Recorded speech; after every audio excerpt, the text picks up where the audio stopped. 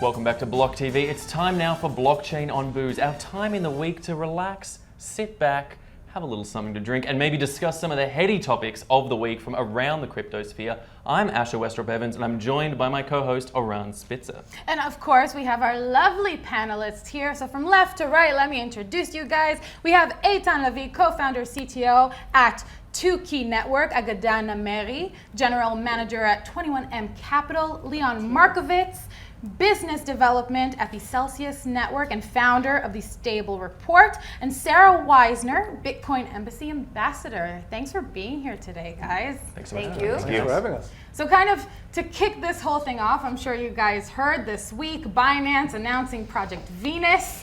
And I think it's special. We've got Libra, we have Venus, some Geminis thrown in there. There's really a trend going on. But I do want to open this by asking, are stable coins becoming the new trend? Who wants to take it first? I would like to take on that. Maybe the stablecoin report guy.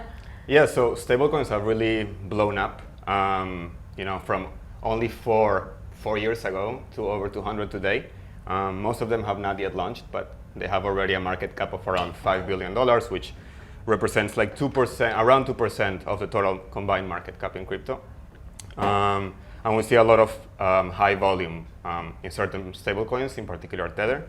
And I find this really interesting, the battle that we see of the main titans in different industries, blue chip companies like Facebook, to Samsung, to, of course, banks like JP Morgan, all coming up with their own stablecoins. And now Binance announcing that Venus, like you mentioned, combined with Libra.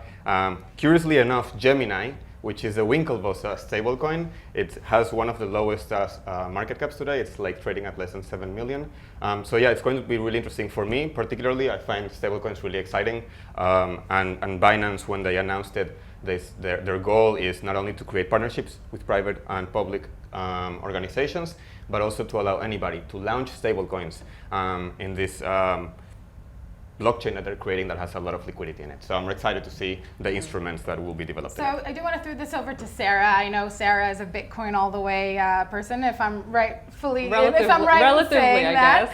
Yeah. So what are your thoughts on this whole trend now? Well, I understand the usability of stablecoins. I'm not especially excited. I think a lot of people found that there was an easy way to raise money for more stablecoins. I'm not sure what the value proposition is, because decentralization, if it's not decentralized, Binance can close me down. Well, maybe Binance, they're in an exotic island, so maybe it's better than my bank account. I don't know.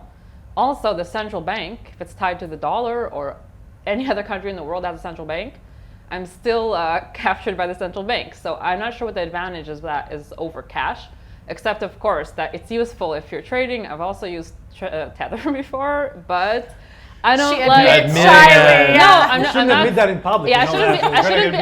I'm embarrassed list. because it's scary she to hold whispered it with the microphone on. Well,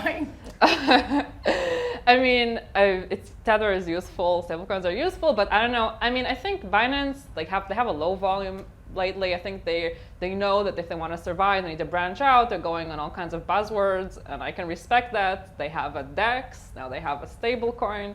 What's the next thing? I'm just more skeptical than the buzz. I mean, anyone can do whatever they want on the blockchain.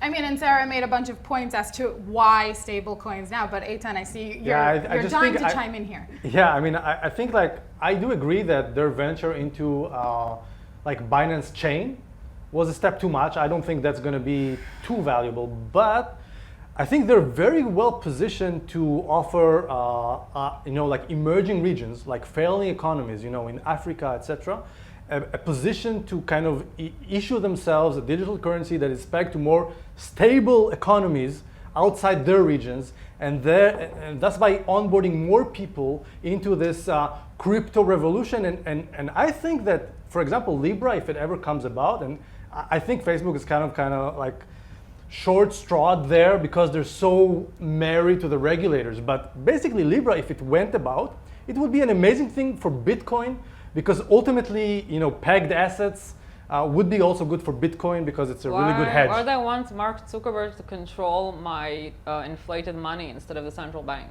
So I think the major thing is that it doesn't matter if you want to make more adoption for Bitcoin or for cryptocurrency at large or for blockchain as a sort of a shared database. We need people to onboard really easily. And what Libra promised is really easy gateways But will into they let crypto. you to switch into Bitcoin? Absolutely. For Stablecoins sure, I are think they were on-ramps. even planning to use Bitcoin as kind of an underlying asset to peg their currency.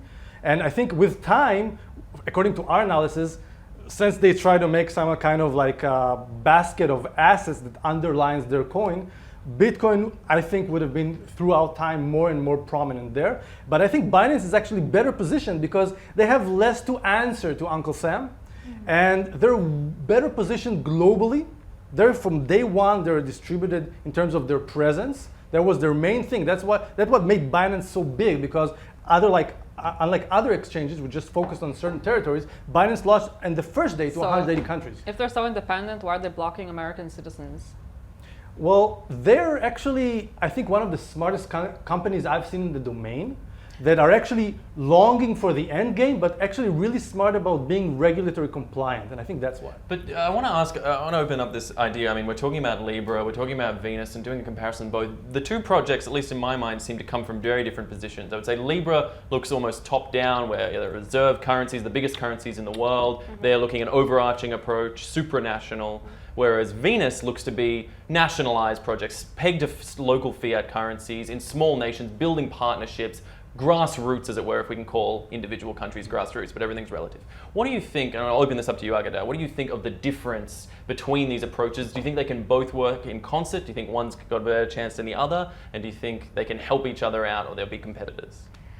I think they can, well, first of all, based on what you said, or going off of what you said, Libra is its own currency, initiated by Facebook. It has its own like parameters and everything. And Venus seems to be more of a platform play, enabling other organizations, entities, sovereign countries to create their own coin. So it's different in that sense. It's a smarter play, go to market-wise, I think.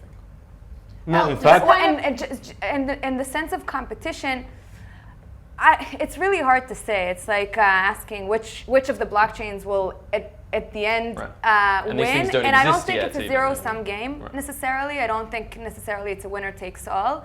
I think from a mass adoption perspective, Libra is probably better positioned to onboard, I don't know, the 2 billion users that they have.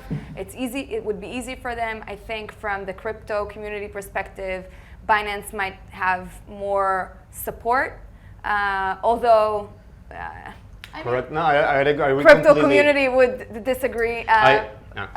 But this is all very, I mean, they flat out said in the tweet that was kind of announcing this that we are competing with Libra. It wasn't. Actually, No, CZ no, said the exact so same this is thing. what I no, wanted to so say. in They the could Chinese, work together. so what I read is that in the U.S. PR, they didn't say anything about Libra. In the Chinese PR, they said that they're going to directly compete with Libra, and then CZ tweeted that they're not competing with Libra, That and it's that they're good going to for work Libra. together, and it's good, It's good good for for Libra. everybody. Well, isn't that a Good bit of for a Libra. muddling of the It's so message for a typical company for that Right. prides themselves on clear messaging, on CZ always coming out and Being being great very direct? communicators. Well, Exactly. it's typical It's for the good. crypto world to be a competition of two products that don't exist. I think it's wise to believe it after we see it. So we're talking. So just to add, I agree completely with Agada is saying. They're on-ramps, as we're all talking about, and they're all what stablecoins are. I think that's a bad name, and perhaps we could change it ideally. But they're just pegged coins. Okay, so the more currencies are being pegged to a currency or an index, then the more liquidity will be and more supply, more demand for those different pegs. So actually, in Binance, somebody can decide and open a new stablecoin that is pegged to the same index that Facebook is making. So CZ in his tweet said it is good for Facebook when you think about it, and it's true.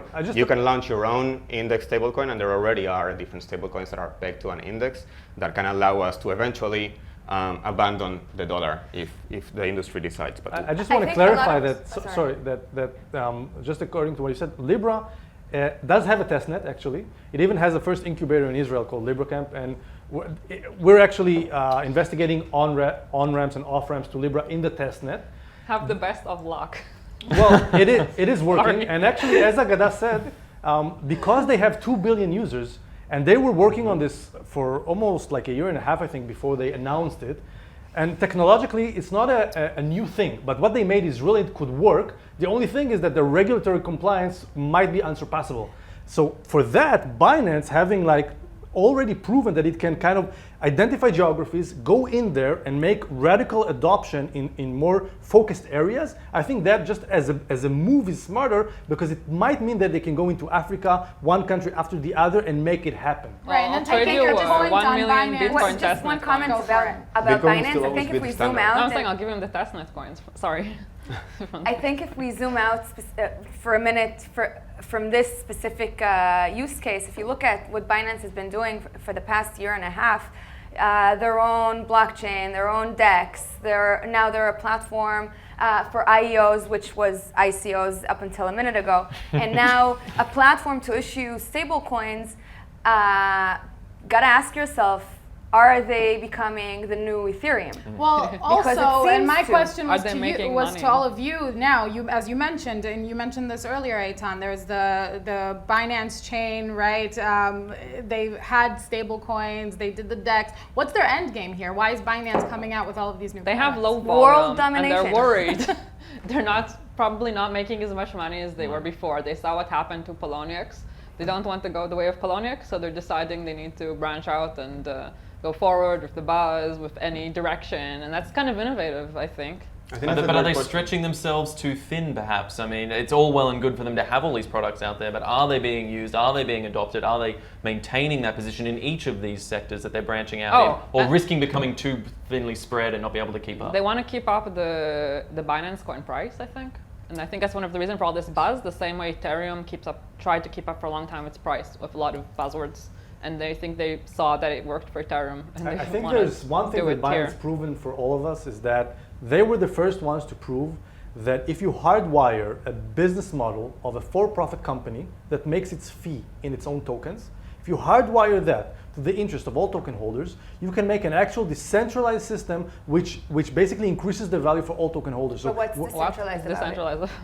well, what's decentralized about it is that there's a whole lot of BNB token holders that do not hold But equity they in don't Binance. have any control over what's going on in Binance. So it's No, not really but like they- in terms of but they're- consensus mechanisms and so on, it has nothing. You're right, You know, it but has no effect. you're correct. But what they have proved, and of course we have to be very exact when we compare, but what they have proven is that since every time they make a profit, they burn some of those tokens Yeah. that they've made profit in, and since they made profit in their own tokens, which also other They non-equity basically holders, made an amazing security token without calling it security token. It's a dividend. It's essentially a dividend paying yeah, but token. let's face the truth. Whenever you set up a new country in the world, you set up a coin for it, right? You set up a currency. When we created the nation of Israel, we created the shekel, right? The US No, dollar we is created the just the lira. same thing. No, lira? It's a membrane Lira. that keeps Lira. value. The membrane that allows value network effect around that coin. So the reason there is a US dollar is because there's an interest around the economy to make the value, the market cap of the US dollar larger. And that's not considered That's utility, not right? a decentralized magic. That's the power of the army and the political power of the United States. I don't really follow your argument at all. Well, the argument is that with cryptocurrencies, you don't need an army. You can actually leech off the current existent currencies that have an army to onboard them and allow them Exactly. to go into Bitcoin. And I think that's why I'm all up. Exactly. Well, You're pegging alright. armies. Basically, the greatest way to see that we have a nice, diverse group of panelists. here. Exactly. But now, while we're talking about whether things have value, whether things not, I'm going to pivot us to a new topic. That, of course, being the good old ICO bubble of 2017. Now, we've all moved on, right? We've all forgotten it. We've all moved on. We don't care anymore. This is 2019. Who cares about this bubble of 2017? The SEC cares. That's the answer to that question. The SEC has a long institutional memory, and 2 years is but a second in their institutional memory of time. So now they're coming out. The latest move we've seen is the SEC penalizing the Russian-based ICO rating.com for what they said was unfair unfair practices, claiming that they were ranking these ICOs based on unpaid, unadvertised models, but in fact they were receiving payments for this. Now, guys, firstly, should the SEC be moving on from this? And is this all just in the past? We need to move on with the future IEOs or whatever the next model is of the future, or are they doing the right thing? I want to open this up to whoever. I think they're doing the right thing, absolutely. I think justice should be served. From all of these bad practices that inundated the blockchain community, particularly some people in the Bitcoin embassy would definitely agree with that statement. Yeah, it will clear out a lot of weeds that we have in this space, and that will reduce FUD and will bring potentially institutional investors back in. I guess you have more thoughts on that. No, I think first of all they have to. It's their job, their responsibility to protect retail investors or investors at large, and obviously this was in some way wrongdoing. On the other hand, I think it's important to understand, in an unregulated, when you engage in a totally unregulated space, you have to assume that people that are active in this space are trying to make money. And if you don't understand their business model, or if you don't clearly see their business model, then assume there is one. And that goes primarily, I guess, to more sophisticated investors. For us, for instance, it was pretty clear that all these rating sites have some sort of agenda, and they promote some ICOs more than others, and some crappy ICOs at the time as well, and that kind of became clearer and clearer as time went by. But for the retail investors that really went into this industry and thought about investing in these projects, and maybe even if we go back to the original idea and having the developer community participate and so on, then yes, SEC needs to protect them, and they need to be penalized if they did something wrong. I just want to add two things to that. Yeah, Okay, sure. so first of all, let's not forget this is not a crypto issue. Okay, 2008, 2009, S&P, Moody's, Fitch, these were regulated spaces that didn't stop anyone from taking a lot of money, orders of magnitude more money, and rigging their outcomes and their kind of risk assessments. Okay, so this is not an unregulated Wild West thing. It's a general thing that always happens, and it happens actually more so in regulated markets, because when it's regulated, everybody starts thinking how to rig the regulations, right? So it's not a crypto thing. Let's not brand it as a crypto thing. Of course, everyone who is a bad player, who's not transparent, transparency is a core value of this revolution. It should remain as such. But please, I know we can talk about regulation later, but regulation actually needs to be much more adaptive if it wants to keep up. And any company that's basically gonna try to over-regulate or actually under-regulate, or like be holding their legs in it, will basically lose the race. So it's important that they're moving there. I mean, it's like a bit But I'd be happy if too they would be little, moving too on. late. This is 2 years on. I don't think they're saving anyone, which shows the inefficiency of regulators. I don't think everyone already lost their money. They're just coming and just showing that they're the world's cop. I mean, it's a Russian company. Justice Why are will Americans always be, going to them? Justice will always be one step behind criminals. That's just the nature of But it. I think it is but helping. in this I think it case, is helping they're going because But it sets a targeting- precedent that these needs to same be rating set. companies are still operating, Consumer protection. and there's still IEOs going on, and people need to be protected, of course, especially since this new revolution opens up. Because up till this revolution of the ICOs, which there's very bad things about what happens, but there are also a lot of good things. What it did is open up, okay, because last time, up until that, if you wanted to change the world, you had to go and beg to a really small knit group of suits in San Francisco or Tel Aviv Has and any beg them for ICO money. changed the world? What I'm saying is I mean, that I wish it would have, but I don't know of any of them. you're right. And the thing is that, first of all, some of them have changed, some of them are changing, and I'm talking about the potential, because these are Genesis kind of actions. I also have a They lot need of to give time. potential. Yeah, and I'm saying that this is the first time you can actually go to the public wallet of the world and ask them for a referendum on how to change it and get the approval, instead of begging to a But close if you small have group of suits. no equity, and if you do have equity, or maybe it's illegal, how is this going to work? Well, think about setting up a new country. We just set up this country like 70 years ago. Did anyone receive equity then? No. But we established an economy and we established Thanks a coin, to our and this army coin made a membrane force. that made a Okay. value network effect for everyone who Okay, was so in then, this so then economy. let's talk about the actors involved, the stakeholders involved in all this. So of course, we've had an interesting tweet thread that came from Udi Wertheimer earlier this week where he spoke about the fact, and I'll read a brief quote where he says, "It's time for the ETH gang to wake up, smell the ashes, and take some responsibility. Hear, The hear. 2017 blockchain everything narrative failed miserably and cost retail investors billions, dumped into scams supported by ETH naivete." I'm going to open this up. I'm not even going to comment. What do you guys think? Udi, as usual, I'm always coherent. afraid to comment on anything Udi says, like it's like war zone. No, but you did ask a question before, which I is did. Binance becoming the new Ethereum? But this by itself is a very important but feedback. this And we time- should remember, go to this later, because fear does not serve us. This time is different, though. I think that maybe I'm biased here, but potentially, if it becomes a platform, if stablecoins really do take over, I do think we have a chance here. But in terms of how the technology is actually able to scale to serve real big use cases, I'm from Venezuela, and everybody always says, Venezuela, we're going to save you guys, which that's a whole nother topic. But technology doesn't scale today as it is for a country of 30 million, not even for an island of 2 million. But let's just be exact. What Udi said, And the so content of what he said wasn't about the technology. Wake up! wake up and smell It wasn't the about the ashes. technology. What the We're not. content of what he said was to take responsibility for not being more harsh on the usage, the specific usage of the platform for ICOs. Okay, and in that the content was right, but the way it was served has a lot to be desired. Okay, I mean, I want to just take like just 2 minutes over here. because- He's a very good wordsmith. I will say that it was The a thing very is that- well-crafted tweet, and then he corrected some statements, like saying that most of the ICOs overpromised and definitely underdelivered, but definitely he didn't mean all Isn't of them. it like It's just 99% of any like startup ecosystem?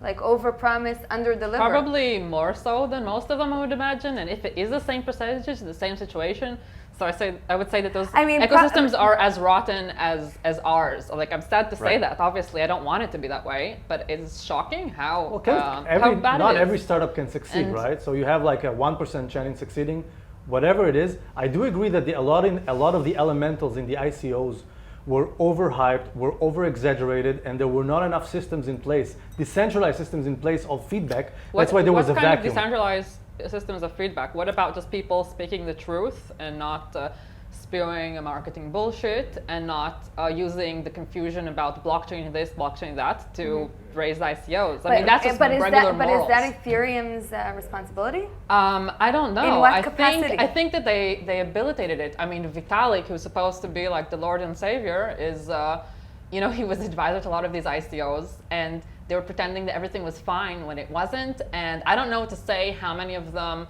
knew this was criminal or borderline criminal, and how many of them were naive. But this was a this is combination nothing- of people that in my opinion, should be considered criminals and scammers, and people that were too naive and excited. I mean, I was also really excited about blockchain everything, but luckily I had time to watch it, and I didn't get so excited. I didn't hear first about Ethereum and then about Bitcoin, so I realized that they were talking marketing bullshit because I already knew the facts about Bitcoin, and so I could see that it was on purpose. But then also circling it back, because we are essentially speaking about regulators, right? We're talking about the SEC as an entity. So if you go back to this burst bubble that's now changing and morphing into something else, right? IEOs, you mentioned Yes. this earlier.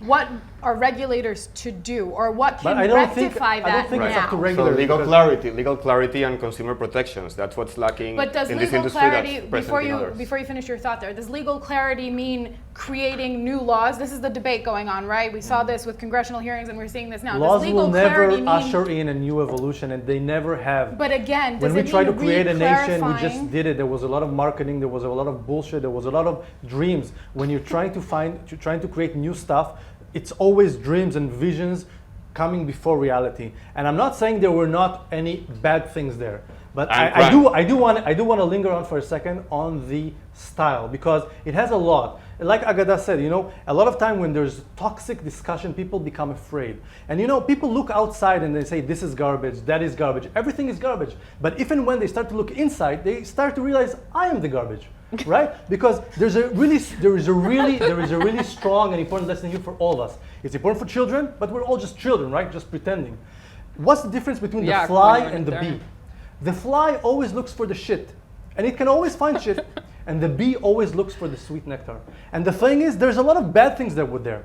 But the same kind of visualization and mentality would be back billions of years ago in the Big Bang, with all these material flying around after the Big Bang, saying, "Oh, what's all this shit of matter flying around?" But then billions of years later, we have life. But now you're going into human nature as opposed to there are things that are. What I'm saying is that regulation will not help us. We need a proactive, positive approach that fosters proactivity in a positivity and trying to look for the good things. Okay, because that's what's great. Correct. Things I build. think you're Right. I think what you're trying to absolutely. ask But is then if- what is it? Does that mean redefining regulation and legislation that already exists, or does it mean that we need to, reinvent the wheel on the whole thing? Yeah, personally, I'm not against. I'm against government so much as I am against banks. I think that's the real target here. I wasn't sure. I mean, the shirt confused me, so I wasn't sure about your view on banks. But Says banks are not your friends, people. Yes, this is from Celsius stablecoins, but I think that's the main point here. Well, it's the question. I think what do you when think that the innovation, needs? When the technology is so innovative, or there is real transformation of how we do things, it by definition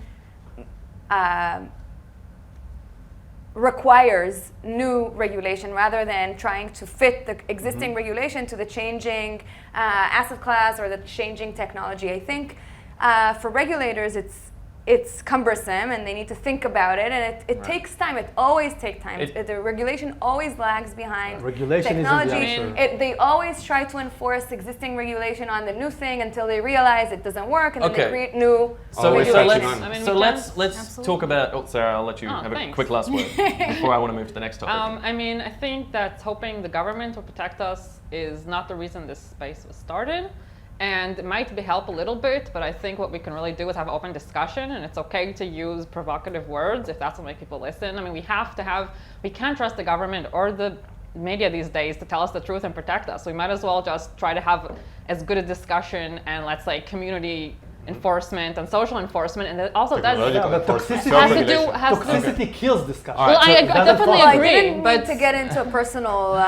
So then hold on. Let's look to an example. We've gone from 2017. Here we are in 2019, and let's look at an example of cryptocurrency, blockchain-based organization that's actually working within the regulations that do exist at the moment, and see how that's affecting the game. So I'm talking, of course, about the INX plans for their IPO/ICO, depending how you want to frame it. And rather than explain to our audience and to the panel here what it's about, fortunately, I prepared an explanation earlier we can take a listen to, so we can hear from me instead of me. Let's take a listen. INX Crypto and Derivatives is launching an ICO. But don't run away just yet, as this will be the first company in the sector to submit a prospectus for an initial coin offering with approval from the US Securities and Exchange Commission. The offering will be regarded as a security, meaning that this will formally be an IPO. The company plans to raise $130 million as an offering of INX tokens. INX describes itself as a company developing sophisticated solutions for trading in blockchain assets, with a focus on institutional investments. And when they are fully operational, they intend to keep up with all the established practices of traditional markets. We're talking maintaining liquid reserves, operational transparency, customary trading, clearing and settlement procedures, and keeping a real-time record of who is holding crypto at any given point. Token investors will get a share of INX's profits, though critically, they won't be equity holders. Rather, they'll stand ahead of shareholders in the line to get repaid in the event of liquidation. In this way, the token is akin to preferred stock. Although critically, unlike equity holders, INX token holders have no voting rights or say in corporate governance. And the draft prospectus recognizes this may even result in conflicts with the interests of shareholders. Regardless of how this particular IPO/ICO plays out, it is doubtless this could be the precedent-setting model for the future of registered crypto companies in the United States. Okay, so there we have it, a little explanation for all those interested. I want to open it up to you guys. What do you think about this new model? These are a case point of guys working within the regulated sphere within the United States, but using tokenization as an opportunity. We've said regulation cannot solve the problems here. Is this the solution? I don't think so. Don't all speak Come on, up at Agada, once. tell us. Don't be shy.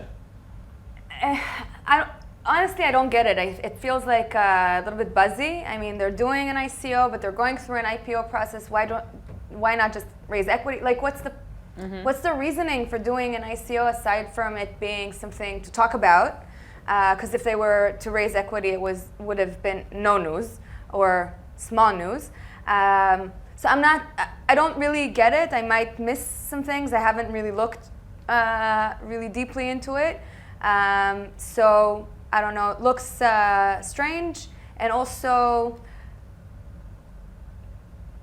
like they're running an uphill battle. It's going to be a hard, long process for them, I think, with all of the regulatory requirements and then licenses that they have to get and everything. I doubt it. I think there's definitely interests are misaligned there in terms of on voting rights, and at the same time, I do think you're right in that summary about perhaps it being a solution in the middle in giving consumer protections to investors that do not regularly have the access to the stock market to have a piece of that cake. And in case something happens, they're still protected in some small way. At the same time, yes, I'm also confused about why they would go through all of that added friction of being a regulated company. But based on the services that they purport to offer, it seems like they're going after institutional investors. The amount that they want to raise also seems legitimate. So it will be interesting to see how it develops. Basically, these are, the true revolutions never come by following regulations, because when you're trying to create something completely new, you need to step outside regulations. What we're seeing happening is wherever regulators just basically provide an open sandbox saying, just come play, see what you can bring about, and then we'll try to figure out how to vest our interests as a nation, as a regulatory thing. That's where all the companies go. That's where new things get adopted. And when there's this fear-based model of we're just keeping all our things tight and just play along our rules. But it You brings see this liquidity, as a though. fear-based model? This If is you a have completely enough fear-based love model in because your the US heart, dollar they're and the US going economy to is the work. most to lose from this. Sorry. We want institutional investors, though, and that's Right, why. so how do we That's get the them? same How do we old get thing, right? institutional This investors? was a revolution to open up financial opportunities, not for people that have $8 million in the bank, but for everyone. That's a new kind of network effect that you can bring about. But if what you're ab- just What- playing Sure. by What the about same for the old rules- pension funds? What about for the insurance companies? What about for those collective organizations that do, in some sense, for better or worse, represent large groups of individual investors, retail investors who don't have access to that on a larger scale? What about getting that money in there? Or should we be abandoning the pension system wholesale? No, I'm not talking about that. I'm talking about that when you have a true ability to onboard everyone into an open financial system that everyone can join as peers, then you don't need the central mediator as a large pension company to play. And if you want to bring about the new kind of order of magnitude raise in our network computational complexity, you need to bring about a new kind of network effect. If the old web was about an information network effect, the new web has to be about a value network effect. This is what Bitcoin brought about, right? So the only way to truly bring it about is to have everyone an equal seat at the table, and that doesn't correspond to the current regulations. I think that value network will actually expand substantially by doing these sort of shortcuts to bring the rest of the world that they're professional traders, but they also represent the savings of millions and millions of citizens around the world. And after that happens, it becomes more legitimate, and there's going to be less friction. We're going to the odds of legislation being pro-tech are also higher. So You may be right. I mean, it's an interesting move, but byproducts to it. it's an interesting move. But the thing is that if they succumb too much and they're so dependent on the regulators, if the regulators don't let them have enough freedom to shape. Can I interject? Sorry. I think it's interesting here that these exchange tokens are one of the only tokens that have a clear value and usability in contrast to a lot of other stuff. And also, I think it's nice to talk about being positive and everything, but it's I think it's very important, but in this kind of thing. You can't just close your eyes and pray for the technology to work or for things to work. I think this is the kind of line that a lot of dubious stuff doesn't work, they're using to cover up, because it's so PC, things that actually aren't useful and don't work. And this specifically, like regulated or not, actually makes sense because you can use it for something, you can pay the exchange's fees.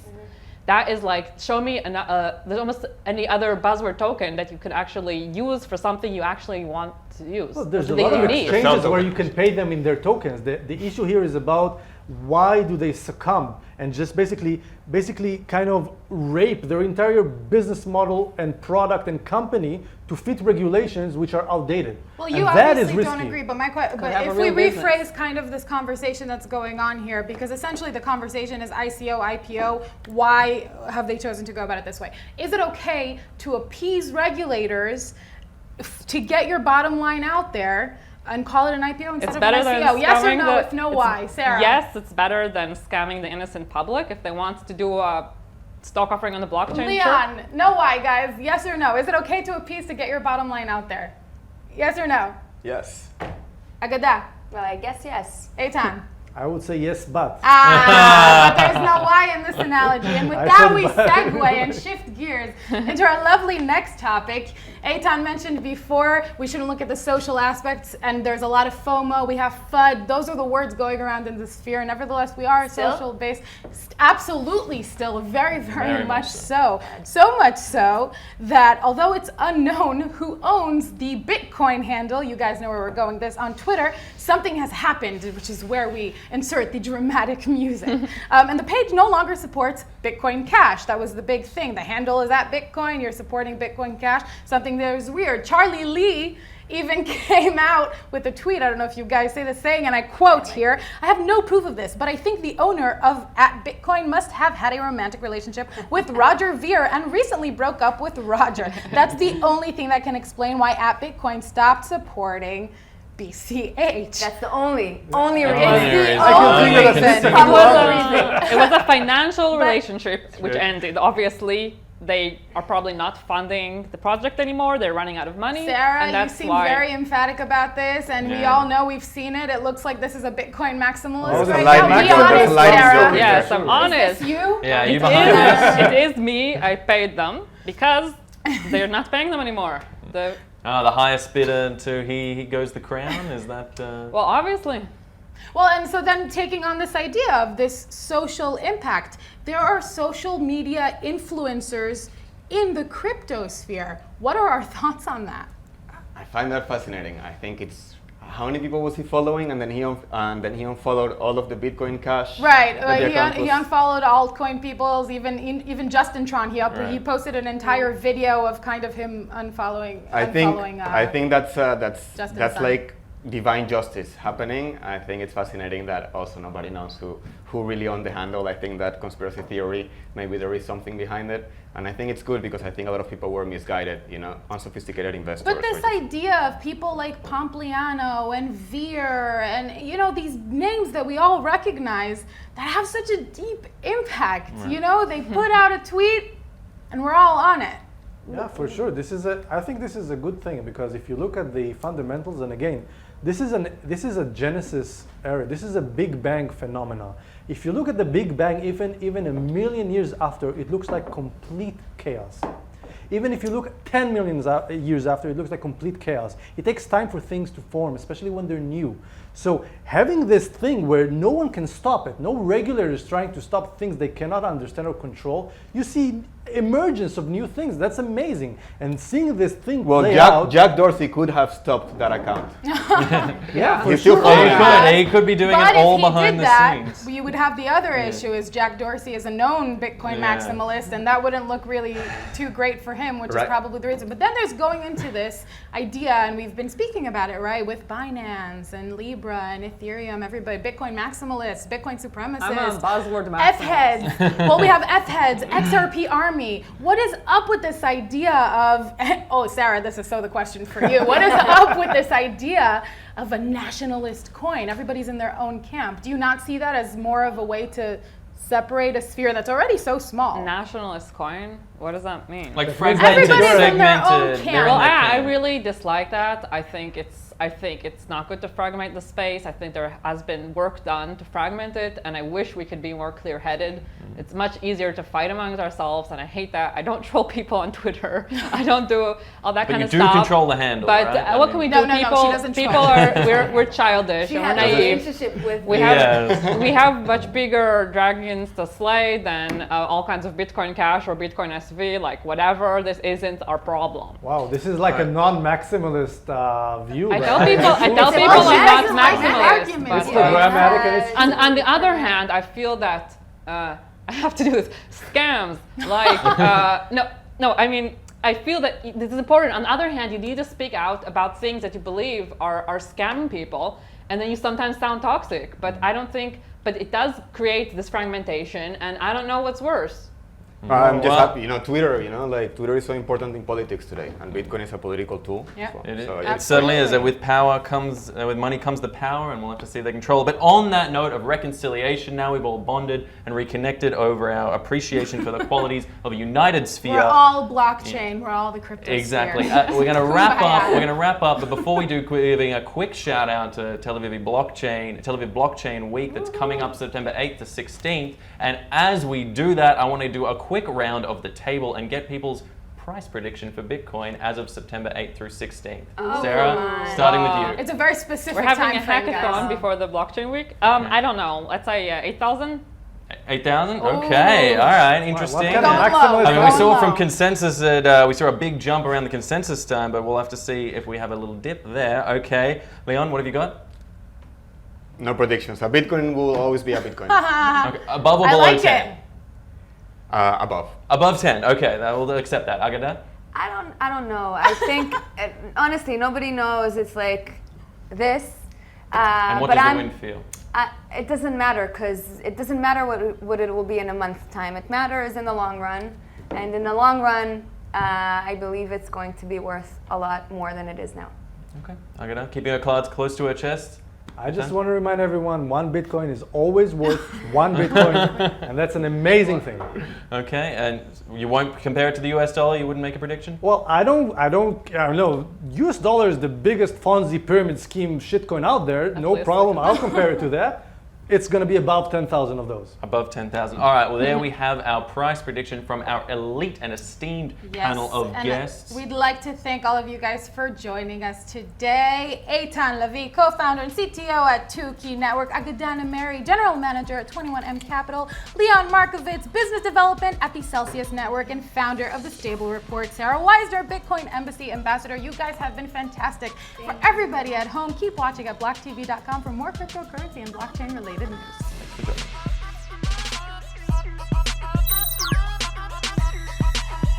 For more news and updates, follow us on Twitter.